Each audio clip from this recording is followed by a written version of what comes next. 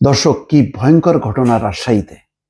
এক যুবক এক বিচারকের বাসায় ঢুকে তার ছেলেকে হত্যা করলো, ছুরিকাঘাত করে স্ত্রীকে আহত করলো।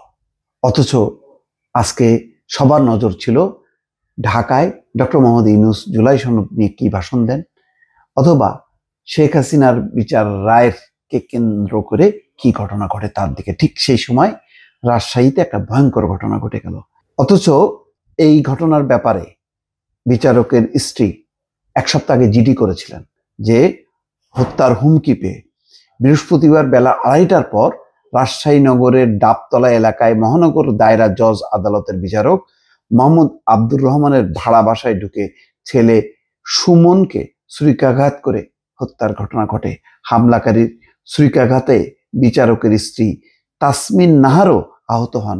এই ঘটনায় অভিযুক্ত লিমন মিয়াকে আটক করেছে পুলিশ।